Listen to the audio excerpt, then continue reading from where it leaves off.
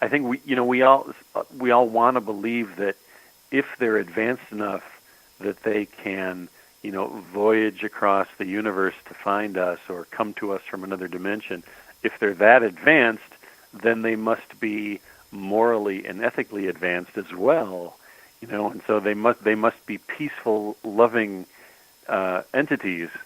But that's a huge assumption. We just don't know that. We have no basis for thinking that. It's just wishful thinking.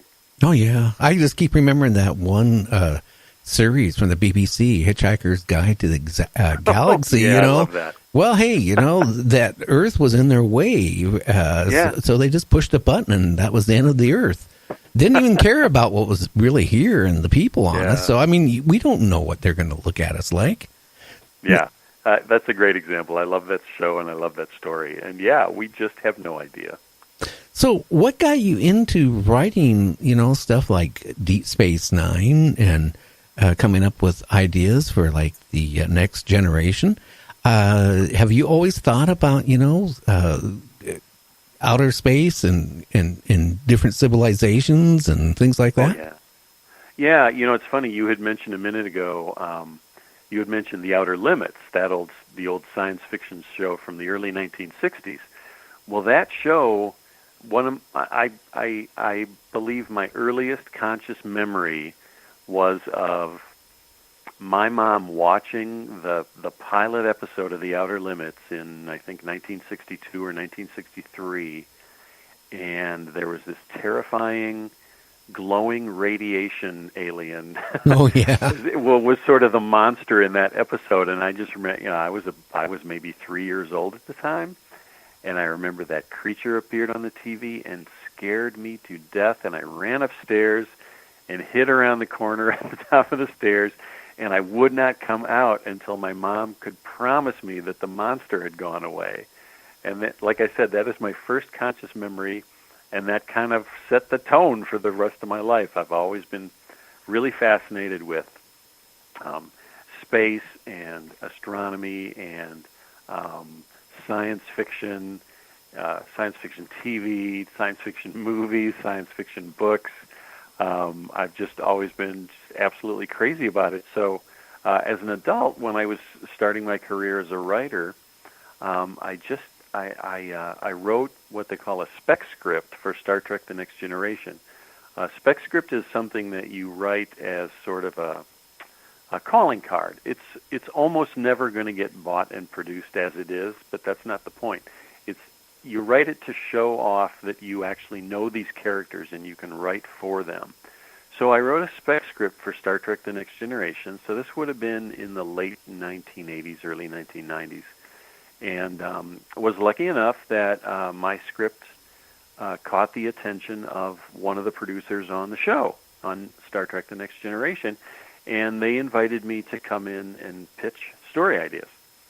So how it works is you're allowed to pitch up to 4 different story ideas. You're gonna get to meet with one of the producers and writers of the show, and you're gonna pitch your stories to them. And if they like one of your stories, then they'll take it back to the rest of the production and writing team, and they will decide whether they want to go ahead with it as an episode. Oh, wow. So, yeah, it's pretty interesting. So I actually did my pitch from my kitchen table at my house in Wisconsin, rather than fly out to LA to do it in person. So the first time I did this, I just did it over the phone, and I pitched my 4 stories to a producer named Joe Manoski, who's actually now involved with the new Star Trek show, Star Trek Discovery.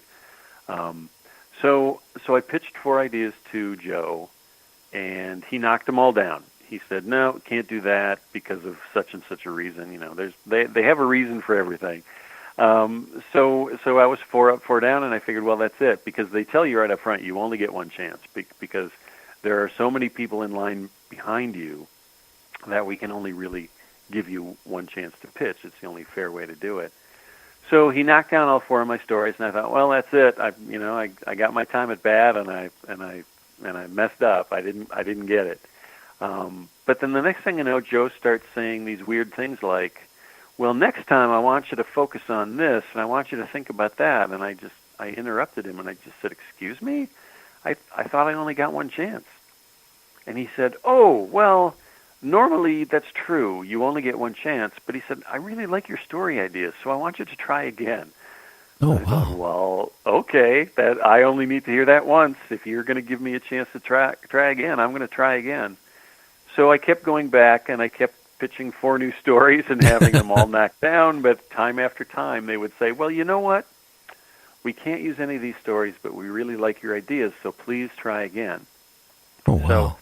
after, seriously, I think it was about 2 years of this, you really have to be determined. After about 2 years of going through this same experience, I just got lucky one day. I pitched the right story idea to the right producer at the right time, and this was Brandon Braga, and he got really excited about my story idea. And the idea I pitched was that Captain Picard and an away team are returning to rendezvous with the Enterprise. They're in a shuttlecraft, and they're returning to the Enterprise after this away mission. And when they get back to the Enterprise, they find that it's frozen in time in suspended animation, but it's also frozen in time with a Romulan warship, and they're actually frozen in the middle of a battle. And so Picard and his away team have to figure out a way to get the Enterprise out of suspended animation to make time start moving again.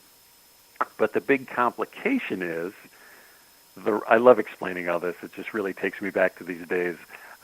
The Romulan ship has just fired the one shot that's sure to destroy the Enterprise. So if they get time moving again, the Enterprise is going to be destroyed. So it was just kind of a puzzle mystery.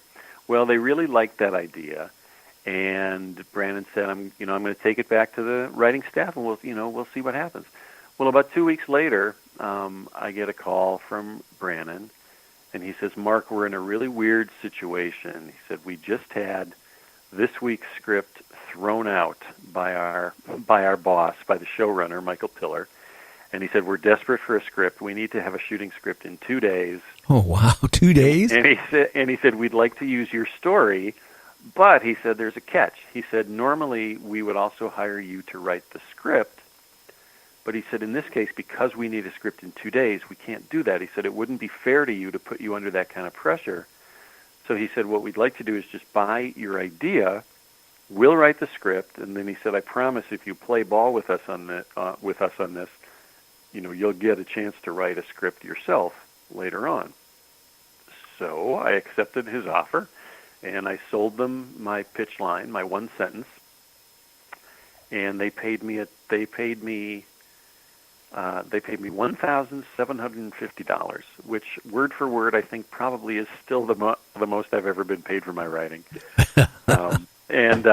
And so they wrote the script, and the episode aired, and it was really a fun episode. I loved what they did with my idea, and I was really, really happy with it. But again, I did not get my name in the credits on that episode because the Writers Guild does not have a category for a guy who just, you just bought one sentence from him. There's no category for that. So there was no actual official screen credit that they could give me.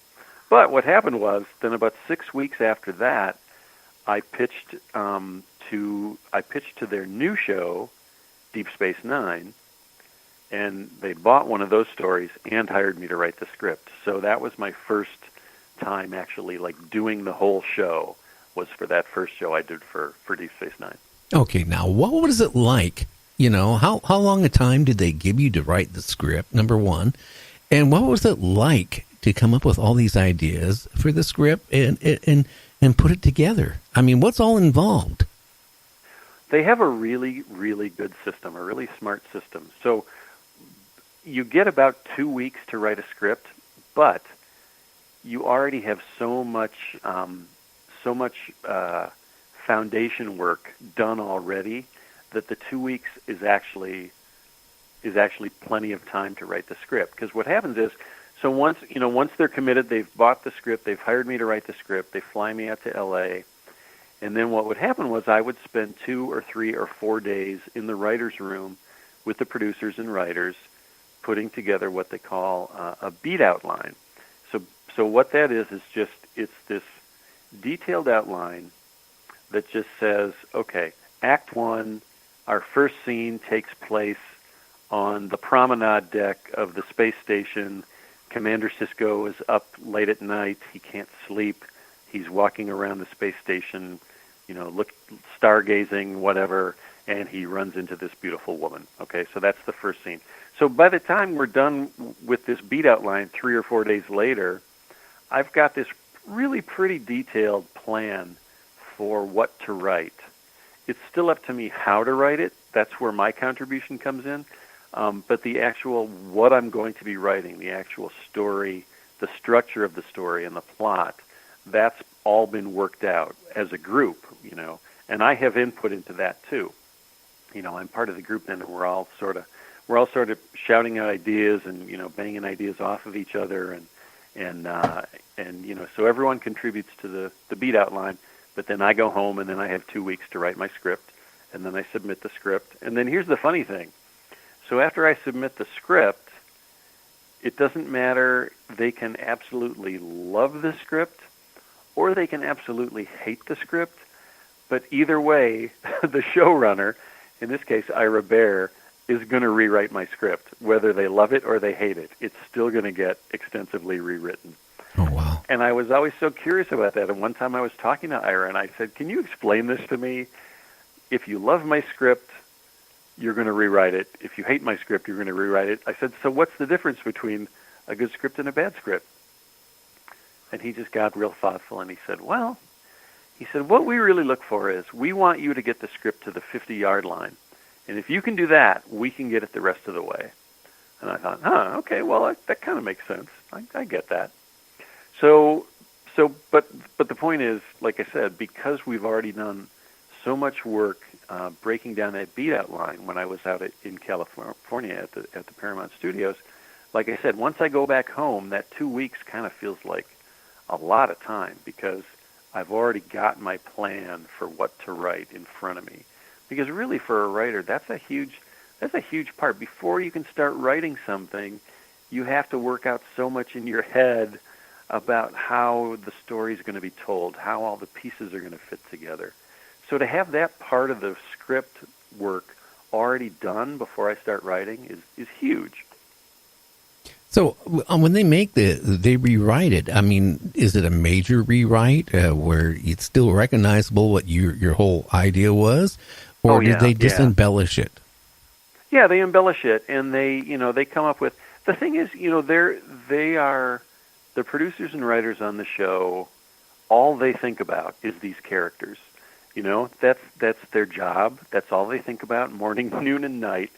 So for them, it's like, well, we can write these characters better than this guy Mark O'Connell can. So of course we're going to rewrite some of his dialogue and make it more like what we think the characters are. So that's kind of the way it works. They'll sort of, they'll do rewrites to sort of interject what they know about the character into it, so that it, and they also know like what's going to happen for the rest of the season. So they will know, how to write certain parts of the script to reflect what they know is going to be coming down the pike in the story, in the show's arc. So there are those specific things that they address when they do a rewrite. But yeah, you're right though. Even after they've made all of their changes, I can still sit back and watch the show and just pick out all these things. Oh, that's mine. Oh, that's mine. Oh, that's mine. I thought of that. I thought of that. And yes, the overall story. Yeah, this is exactly what I pitched to them. And and the great thing is that once you see it on TV, you just feel like, wow, this is even better than what I imagined when I first thought of the story. It's a pretty exciting process. It's a really fun thing to do. Yeah. Did you notice any of the other writers? Did any of them kind of get into the part where they're like into it to the point that it was scary? I wouldn't say that. I don't think I ever really experienced that. I do know, the only thing I can think of that sort of goes along with that is that Commander Sisko on Deep Space Nine was a baseball fan, and that came from the showrunner, Ira Bear. Ira Bear was a huge baseball fan, so he was able to make Commander Sisko a baseball fan. So he got a little personal touch in there on his own. But I wouldn't say I ever experienced any of them like obsessing over a character. Okay, I was just kind of curious. I know some actors that actually get into the part so much they actually, before they make the movie, for